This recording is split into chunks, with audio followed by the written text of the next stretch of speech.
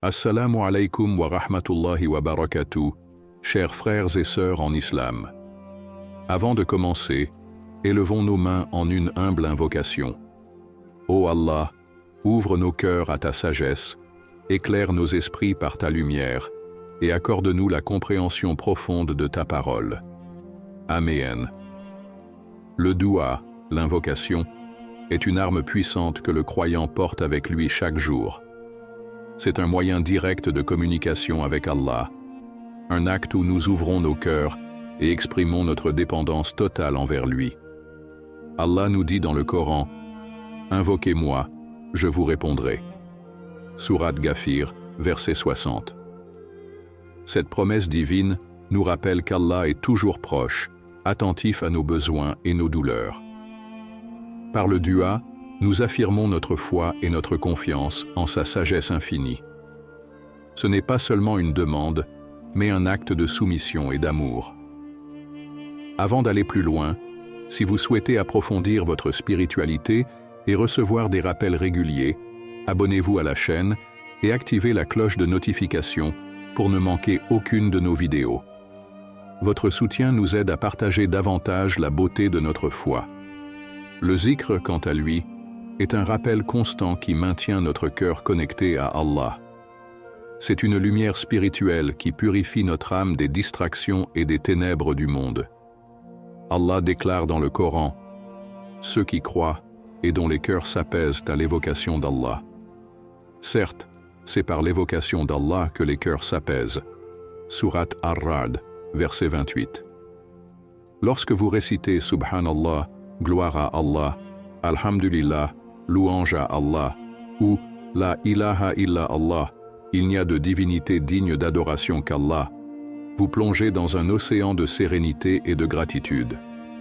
Prenons un instant pour nous poser cette question. À quand remonte la dernière fois où nous avons invoqué Allah avec une réelle certitude qu'il nous écoute? Souvent, nous demandons sans attendre, nous parlons sans écouter. Mais le doua et le zikr ne sont pas de simples paroles, ce sont des clés pour ouvrir les portes de la proximité avec notre Créateur. Alors, restons avec nous jusqu'à la fin de cette vidéo, car ce que nous allons partager pourrait transformer votre relation avec Allah. Chaque parole de zikr est un moyen d'honorer Allah et de renforcer notre foi. Le prophète Muhammad, paix et salut sur lui, a dit « Les meilleures paroles que j'ai dites, moi et les prophètes avant moi, sont « La ilaha illa Allah » rapporté par At-Tirmidhi. Ces mots simples, mais puissants, rappellent la grandeur d'Allah et notre rôle en tant que ses serviteurs.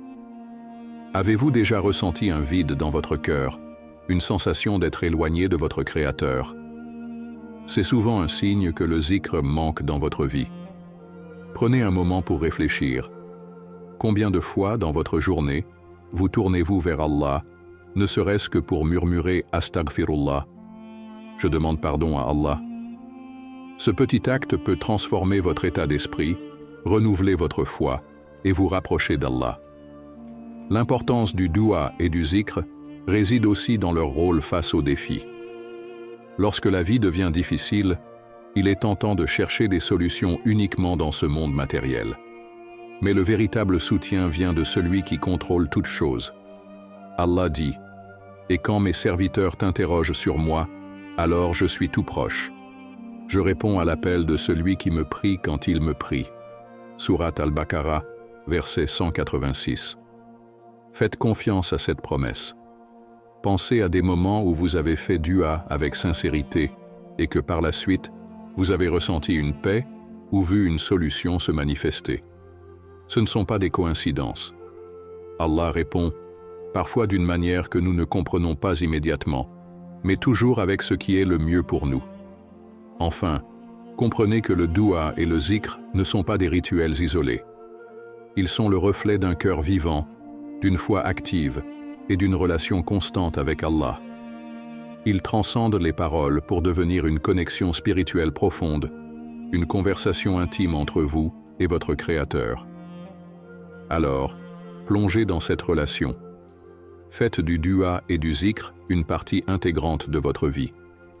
Vous verrez votre foi s'épanouir, votre cœur s'apaisait et votre âme se rapprochait de la lumière divine. Parfois, malgré nos efforts dans le dua et le zikr, nous ressentons une barrière, comme si nos prières ne franchissaient pas le ciel. Cette impression d'éloignement trouve souvent ses racines dans deux obstacles majeurs, un cœur impur et les péchés. Le cœur est le siège de la foi, et Allah accorde une importance particulière à son état. Un cœur rempli d'orgueil, de rancune ou d'attachement excessif aux choses de ce monde devient un obstacle à la proximité spirituelle avec Allah. Il est dit dans le Coran, « Le jour où ni les biens ni les enfants ne seront d'aucune utilité, sauf celui qui vient à Allah avec un cœur pur. » Sourate Ash-Shu'ara, versets 88-89.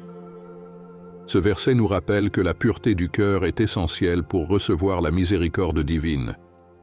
Si nos intentions ne sont pas sincères, ou si notre cœur est tourné vers des priorités éloignées d'Allah, nos prières risquent de manquer de profondeur et d'efficacité. Un cœur impur se manifeste également par l'insincérité.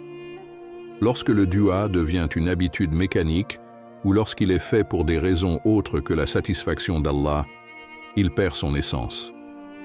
Le prophète Muhammad, paix et salut sur lui, a dit « Sachez qu'Allah n'accepte les actes que s'ils sont sincères et faits dans le but de rechercher son visage. » Rapporté par An-Nasa'i.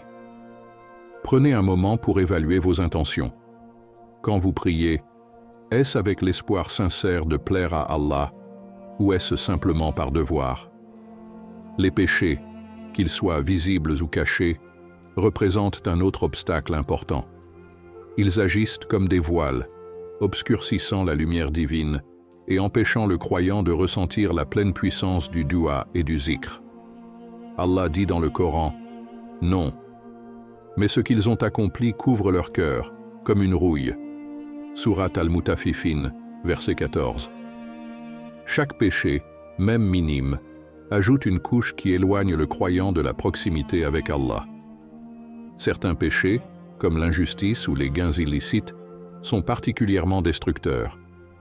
Le prophète Mohammed, paix et salut sur lui, a dit « Un homme lève les mains vers le ciel en disant « Ô Seigneur, alors que sa nourriture est illicite, sa boisson est illicite, et ses vêtements sont illicites. Comment pourrait-il être exaucé ?» Rapporté par Muslim. Ces paroles illustrent que nos actions quotidiennes influencent directement l'acceptation de nos prières. La désobéissance ouverte à Allah est une autre barrière majeure. Lorsque nous négligeons ses commandements tout en espérant qu'il réponde à nos invocations, nous tombons dans une contradiction. L'histoire de Qarûn, mentionnée dans le Coran, est un exemple frappant. Malgré sa richesse, son arrogance et sa désobéissance l'ont conduit à la destruction. Ne te réjouis point, car Allah n'aime pas les arrogants. Sourate Al-Qasas, verset 76. Cette histoire nous enseigne que l'attachement excessif au matériel, combiné à une désobéissance persistante, peut nous priver des bénédictions divines.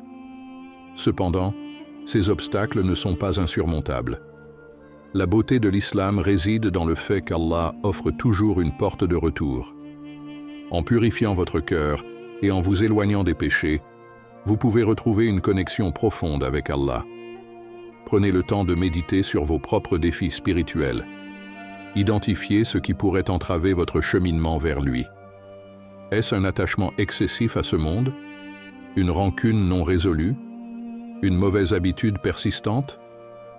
Rappelez-vous que même un effort sincère pour changer est aimé d'Allah.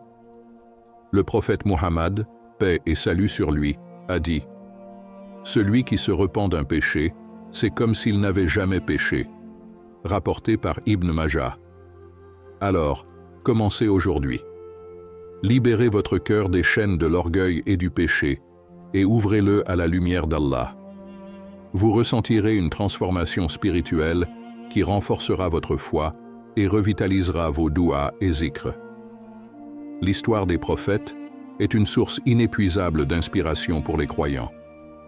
À travers leurs récits, Allah nous montre la puissance du doua et la façon dont il répond à ses serviteurs lorsqu'ils l'appellent avec foi et humilité.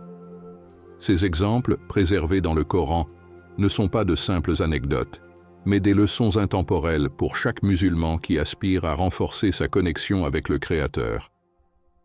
Prenez l'histoire de Younous, Jonas, paix sur lui. Lorsqu'il fut englouti par le ventre d'une baleine, dans un moment de solitude absolue et d'obscurité, il invoqua Allah avec ces paroles. « Il n'y a de divinité que toi. Pureté à toi. J'ai été vraiment du nombre des injustes. » Sourate Al-Anbiya, verset 87. Cette invocation, remplie de reconnaissance et de repentir, devint le moyen de sa délivrance. Allah répondit à son appel et le sauva de cette épreuve. Cet exemple puissant nous enseigne que, peu importe la gravité de notre situation, un dua sincère peut changer le cours de notre destinée. Un autre récit marquant est celui de Zacharia, paix sur lui, un prophète âgé qui désespérait d'avoir un enfant, mais qui n'abandonna jamais son espoir en la miséricorde d'Allah. Il fit ce dua. « Ô mon Seigneur, ne me laisse pas seul, sans descendant, alors que tu es le meilleur des héritiers. » Sourate Al-Anbiya, verset 89. Sa supplication, empreinte de foi et d'humilité, fut exaucée. Allah lui accorda un fils, Yahya, Jean, paix sur lui, un prophète béni.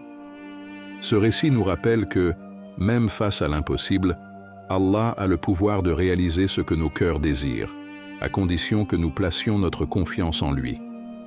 La bataille de Badr est un autre exemple qui illustre la puissance collective du doua.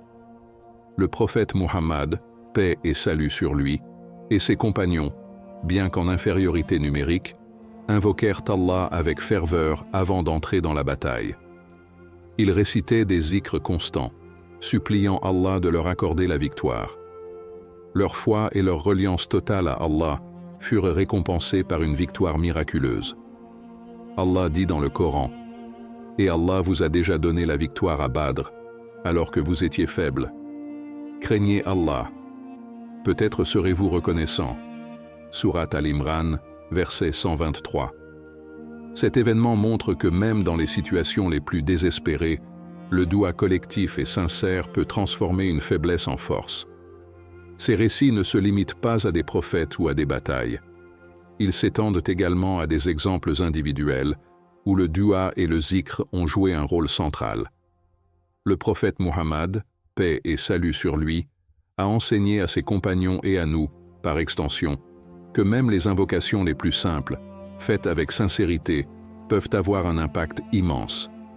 Il a dit, « Le meilleur doua est « La ilaha illa Allah », rapporté par At-Tirmidhi.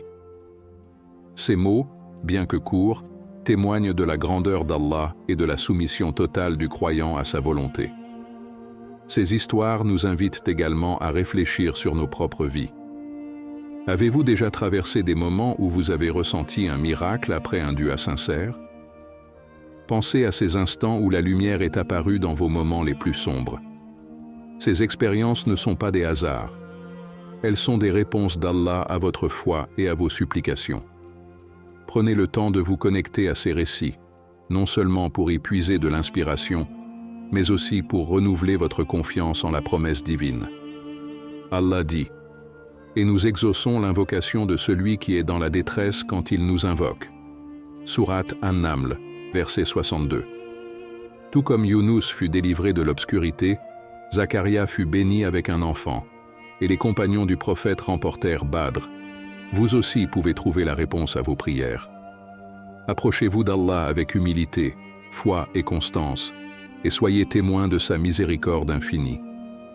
Le repentir est un acte d'adoration magnifique et un cadeau offert par Allah à ses serviteurs. Peu importe l'ampleur de nos péchés, Allah nous ouvre toujours la porte du pardon. Il dit dans le Coran, « Dis, ô mes serviteurs qui avez commis des excès à votre propre détriment, ne désespérez pas de la miséricorde d'Allah, car Allah pardonne tous les péchés. Oui, c'est lui le pardonneur, le très miséricordieux. » Sourate Az-Zumar, verset 53. Ces paroles divines réchauffent le cœur et rappellent que nul n'est jamais perdu tant qu'il revient à Allah avec sincérité. La tauba, ou repentir sincère, n'est pas un simple mot, mais un processus profond. Elle commence par la reconnaissance du péché. Cette étape nécessite que nous regardions honnêtement nos actions et que nous admettions nos erreurs sans chercher d'excuses. Reconnaître un péché est un acte de courage et d'humilité, car il nous force à accepter que nous avons manqué à l'obéissance envers Allah. Mais c'est aussi la première étape vers la purification de notre cœur. Le regret sincère suit cette reconnaissance. Ce n'est pas une simple tristesse ou un sentiment de culpabilité temporaire, mais un véritable remords, une douleur intérieure qui naît du fait d'avoir déplu à Allah. Le prophète Muhammad, paix et salut sur lui, a dit « Le repentir, c'est le regret », rapporté par Ibn Majah. Ce regret doit pousser le croyant à changer et à s'éloigner de ce qui le détourne d'Allah. Ensuite, vient l'abandon immédiat du péché. Tant que nous persistons dans nos actions répréhensibles, notre repentir reste incomplet. Abandonner un péché, c'est un acte de foi qui démontre notre sincérité et notre volonté de nous rapprocher d'Allah. Mais il ne s'arrête pas là. Il faut également prendre une ferme résolution de ne plus y retourner. Le prophète Muhammad, paix et salut sur lui, a dit « Celui qui se repent d'un péché, c'est comme s'il n'avait jamais péché », rapporté par Ibn Majah. Ces paroles nous encouragent à avancer avec espoir, même si nous avons chuté auparavant. Parfois, nos péchés peuvent concerner autrui, comme une injustice commise envers quelqu'un. Dans ce cas, la tauba exige de réparer cette injustice ou de demander pardon à la personne concernée. Allah n'accepte pas que nous cherchions son pardon tout en négligeant de rétablir la justice envers les autres. En nous engageant dans ce processus de tauba, nous faisons l'expérience directe de la miséricorde infinie d'Allah. Il est Al-Ghaffar, celui qui pardonne, et At-Tawwab, celui qui accepte le repentir. Le prophète Muhammad, paix et salut sur lui, a dit « Allah tend sa main pendant la nuit pour accepter le repentir de celui qui a péché durant le jour, et il tend sa main pendant le jour pour accepter le repentir de celui qui a péché durant la nuit. » Rapporté par Muslim. Cette bienveillance divine nous rappelle que nous ne sommes jamais abandonnés, peu importe nos erreurs. La tauba est aussi un moyen de débloquer les bénédictions dans nos vies. Les péchés agissent comme des voiles qui nous privent de la lumière d'Allah. En nous repentant sincèrement, nous retirons ces voiles et permettons aux bénédictions divines de couler à nouveau. Le repentir transforme notre relation avec Allah, nous rapprochant de lui et renouvelant notre foi. Réfléchissez un instant. Quels péchés alourdissent votre cœur? Quelles actions regrettables avez-vous laissées non corrigées? Prenez ce moment pour parler à Allah, confessez vos fautes et implorez son pardon. Ne sous-estimez jamais la puissance de la tauba pour purifier votre âme et apaiser votre esprit. Adoptez une habitude de repentir quotidien. Récitez régulièrement Astaghfirullah, je demande pardon à Allah, non pas par habitude, mais avec une conscience et une sincérité profonde. Le prophète Muhammad, paix et salut sur lui, disait « Ô gens, repentez-vous à Allah, car je me repens à lui 100 fois par jour », rapporté par Muslim. Si lui, le meilleur des hommes, voyait l'importance du repentir quotidien, que dire de nous? La tauba est bien plus qu'un acte spirituel. C'est une renaissance, une chance de recommencer, une opportunité d'être accueilli par la miséricorde infinie d'Allah. Alors, ne laissez pas les péchés vous éloigner de lui. Faites de chaque jour une opportunité de vous purifier et de vous rapprocher de votre Créateur. Chaque acte d'adoration dans l'islam repose sur une base essentielle, l'intention pure. Sans sincérité, même les actes les plus vertueux perdent leur valeur. Allah dit dans le Coran, « Il ne leur a été commandé cependant que d'adorer Allah, lui vouant un culte exclusif. » Surat Al-Bayyinah, verset 5. Cette exclusivité, cette pureté de l'intention, est le fondement de toute adoration. Si notre cœur est distrait, ou si nos intentions ne visent pas exclusivement à plaire à Allah, nos actes deviennent vides, privés de leur essence spirituelle. Prenez le doua et le zikr, par exemple. Ce ne sont pas de simples répétitions mécaniques de mots, mais des actes de connexion profonde avec Allah. Le prophète Muhammad, paix et salut sur lui, a dit « Sachez qu'Allah n'accepte les actes que s'ils sont sincères et faits dans le but de rechercher son visage. » Rapporté par An-Nasa'i. Avant de prononcer un mot, posez-vous cette question. Pourquoi suis-je en train de prier ou de me souvenir d'Allah? Est-ce par amour pour lui ou simplement par habitude? La concentration est tout aussi cruciale. Imaginez que vous parlez à un être cher, mais que votre esprit est ailleurs. La conversation perdrait toute sa signification. De la même manière, si votre esprit vagabonde pendant votre dua ou votre zikr, vous perdez cette opportunité précieuse de dialoguer avec Allah.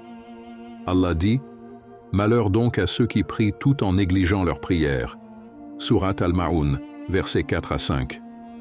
Ce rappel est un avertissement contre l'inattention et un encouragement à être présent dans chaque acte d'adoration.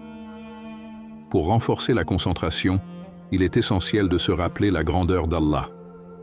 Avant de commencer un dua ou un zikr, prenez un moment pour méditer sur sa puissance, sa miséricorde et sa proximité. Allah dit « Et nous sommes plus près de lui que sa veine jugulaire. » Surat Kaf, verset 16. Imaginez-vous debout devant le Créateur de l'univers, celui qui vous connaît mieux que vous-même. Cette réflexion transforme votre adoration en un acte sincère et significatif. Choisir des moments propices pour l'adoration est également une clé. La nuit, par exemple, offre une tranquillité qui permet de se concentrer pleinement. Le prophète Muhammad, paix et salut sur lui, a dit « Il y a une heure dans la nuit où, si un musulman demande à Allah quelque chose de ce monde ou de l'au-delà, il la lui accorde. » Rapporté par Muslim. Utilisez ces moments privilégiés pour approfondir votre relation avec Allah, loin des distractions de la journée. Réciter les invocations avec réflexion sur leur signification est une autre manière de cultiver la sincérité. Lorsque vous dites « Subhanallah », gloire à Allah, prenez le temps de méditer sur sa perfection et sa pureté. Quand vous récitez « Astaghfirullah », je demande pardon à Allah, laissez votre cœur ressentir un véritable regret pour vos erreurs. Ces réflexions donnent vie aux mots et les transforment en un véritable acte de dévotion. Supprimer les distractions est également crucial pour maintenir la concentration. Éteignez vos appareils électroniques, choisissez un endroit paisible et éloignez-vous des sources de bruit. Créez un environnement qui favorise la connexion spirituelle. Le prophète Muhammad, paix et salut sur lui, a dit « Celui qui se souvient d'Allah parmi les négligents est semblable à celui qui reste ferme au combat quand les autres fuient. » Rapporté par Ahmad. Ce hadith illustre l'importance de cultiver un esprit concentré et dévoué, même dans des environnements ou des situations qui détournent l'attention.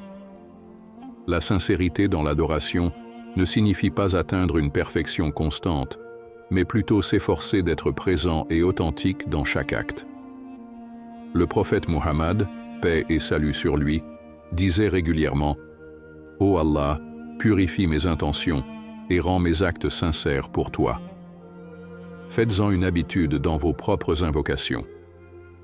Prenez le temps de développer une routine spirituelle régulière qui inclut des moments spécifiques pour le dua et le zikr, et pratiquez-les avec sincérité. Le matin, commencez par réciter « La hawla wa la quwwata illa billah » « Il n'y a de force ni de puissance qu'en Allah ». Le soir, répétez « Hasbi Allah wa ni'mal wakil » « Allah me suffit, il est le meilleur garant ».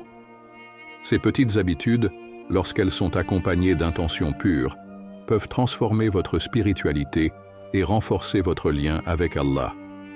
Ainsi, chaque mot que vous prononcez avec sincérité et concentration devient une lumière dans votre cœur et une preuve de votre amour pour Allah. Ne négligez jamais l'impact profond de ces pratiques simples mais puissantes dans votre cheminement spirituel. Il arrive parfois que nos duas et zikrs semblent inefficaces, comme si une barrière invisible nous empêchait de ressentir leur impact. Pourtant, Allah a promis « Invoquez-moi je vous répondrai. Sourate Ghafir, verset 60.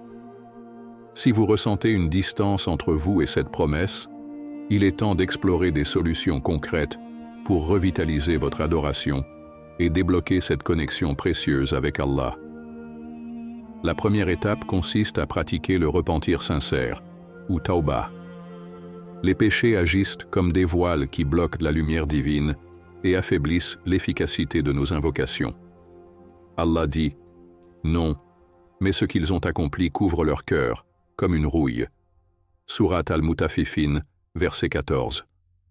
En reconnaissant vos fautes, en les regrettant sincèrement et en vous engageant à ne pas les répéter, vous purifiez votre cœur et créez un espace où la miséricorde d'Allah peut se manifester. Prenez l'habitude de réciter Astaghfirullah, je demande pardon à Allah, plusieurs fois par jour, non seulement pour demander pardon, mais aussi pour réaffirmer votre dépendance envers lui. Une autre solution clé est d'enrichir votre quotidien avec des invocations authentiques tirées du Coran et de la Sunna. Ces invocations ne sont pas de simples mots, mais des trésors spirituels qui portent une puissance divine. Par exemple, avant de commencer une tâche, dites « Bismillah » au nom d'Allah, et avant de dormir, récitez le verset du trône, Ayat al-Kursi, pour chercher la protection d'Allah. Le prophète Muhammad, paix et salut sur lui, a dit « Celui qui récite Ayat al-Kursi avant de dormir sera protégé par Allah jusqu'au matin » rapporté par Al-Bukhari. Ces pratiques quotidiennes, bien que simples, renforcent votre spiritualité et vous rapprochent d'Allah. Éviter les distractions est également crucial. Dans un monde où les écrans, les notifications et les bruits de la vie quotidienne nous entourent constamment, il est facile de perdre la concentration pendant nos moments d'adoration. Allah dit « Et ceux qui se détournent des futilités » Sourate Al-Mu'minun, verset 3. Éteignez vos appareils électroniques, choisissez un endroit paisible et consacrez des moments spécifiques à votre adoration. Le silence et la tranquillité permettent de vous concentrer pleinement sur votre connexion avec Allah, transformant vos douas et zikrs en actes profonds et sincères. Créer une routine spirituelle est une autre étape essentielle. Fixez des moments précis dans votre journée pour faire du zikr et du doua. Par exemple, après chaque prière, prenez quelques minutes pour réciter des invocations comme Subhanallah, gloire à Allah, Alhamdulillah, louange à Allah, et Allahu Akbar, Allah est le plus grand. Le prophète Muhammad, paix et salut sur lui, a dit « Celui qui récite ces mots 33 fois après chaque prière verra ses péchés pardonnés, même s'ils sont aussi nombreux que l'écume de la mer. » Rapporté par Muslim. Ces petits efforts réguliers peuvent avoir un impact immense sur votre foi. Une autre clé est de cultiver une intention pure dans chaque acte d'adoration. Avant de commencer un dua ou un zikr, rappelez-vous que vous parlez directement à Allah, le Seigneur des mondes. Imaginez-vous debout devant lui, lui exposant vos besoins, vos espoirs et vos peurs. Cette conscience transforme vos mots en une supplication sincère et puissante. Allah dit « Et quand mes serviteurs t'interrogent sur moi, alors je suis tout proche. Je réponds à l'appel de celui qui me prie quand il me prie. » Sourate Al-Baqarah, verset 186. Intégrez la gratitude dans vos invocations. Avant de demander quoi que ce soit, prenez le temps de remercier Allah pour les bénédictions qu'il vous a déjà accordées. Le prophète Muhammad, paix et salut sur lui, a dit « Celui qui ne remercie pas les gens ne remercie pas Allah » rapporté par At-Tirmidhi. Remerciez-le pour votre santé, votre famille, et même pour les défis, car ils sont des opportunités de croissance spirituelle. Cette attitude de gratitude ouvre votre cœur et vous permet de recevoir davantage de bénédictions. En appliquant ces solutions pratiques, vous pouvez débloquer l'efficacité de vos duas et zikrs et transformer votre vie spirituelle. Rappelez-vous qu'Allah n'attend pas la perfection de ses serviteurs, mais leur sincérité et leur effort constant pour se rapprocher de lui.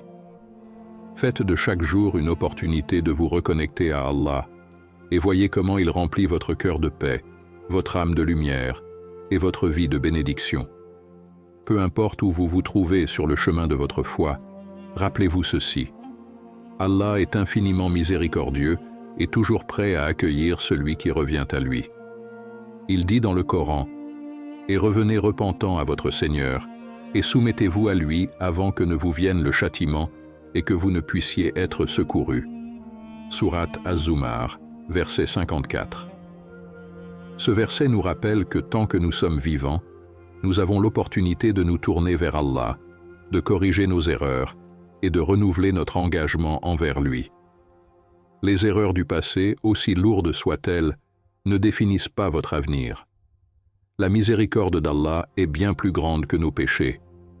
Le prophète Muhammad, paix et salut sur lui, a dit « Allah est plus heureux du repentir de son serviteur que l'un de vous ne le serait de retrouver son chameau perdu dans le désert. » Rapporté par Al-Bukhari et Muslim. Imaginez cette joie. Allah ne se contente pas de pardonner. Il aime pardonner. Chaque effort sincère pour revenir à lui est accueilli avec une miséricorde et un amour inimaginables. Ne laissez jamais le désespoir vous détourner de la voie d'Allah. Shaitan utilise souvent nos erreurs passées pour nous décourager, nous murmurant que nous ne sommes pas dignes du pardon d'Allah. Mais ce n'est qu'un mensonge. Allah dit « Ô mes serviteurs qui avez commis des excès à votre propre détriment, ne désespérez pas de la miséricorde d'Allah, car Allah pardonne tous les péchés. Oui, c'est lui le pardonneur, le très miséricordieux. » Sourate Az-Zumar, verset 53.